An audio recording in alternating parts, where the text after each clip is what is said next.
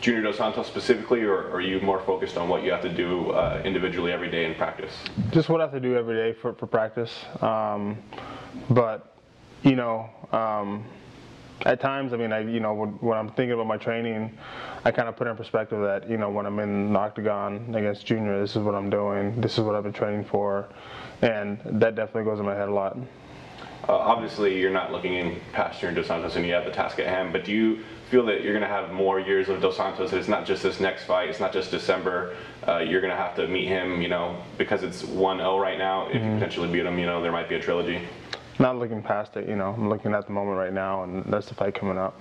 You know, and how does this compare in terms of the gravity of everything that you've experienced? You know, coming out the other side of being a champion, obviously the sport is different. You know, you're perceived differently by fans. You know, people, you can't exactly go back and fight, you know, lower tier heavyweights. Yeah, you know, right now I just feel like the underdog, and I like that. You know, I'm just hungry. You know, it just feels like I need to go in there and take something.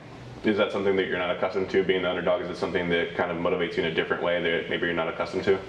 No, I've always felt like in every fight I've been the underdog, and you know, I like it. I like being in that position. You know, it's just like the thing of people saying that that I can't do something. You know, I love going in there and proving people wrong. So I'm gonna do that with this fight.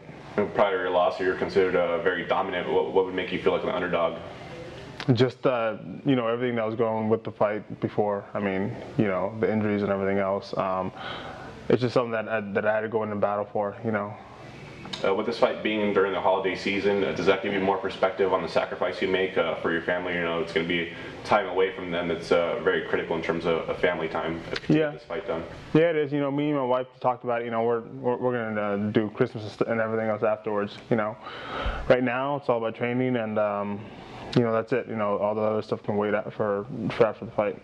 Obviously, you had a fight the same night as Dos Santos when he defended the belt against Frank Mir. But you know, what do you take from his performance against Mir? You know, he looked good, like he always does. You know, keeping the fight standing where he wants to keep the fight, and you know, finished the fight with his hand. So.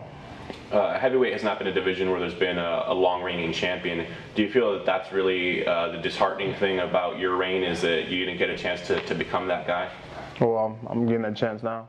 What do you want out of your performance, and what do you expect he's going to bring? What are you going to get from the fight?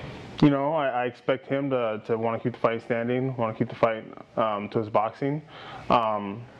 We've been training we've been training takedowns, of course, but also we know that, you know, he's hard to take down, he's hard to keep down.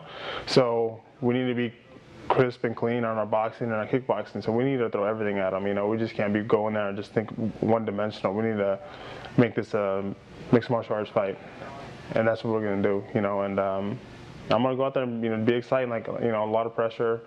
You know, just gonna battle it out. UFC Heavyweight Cain Velasquez. Thank you.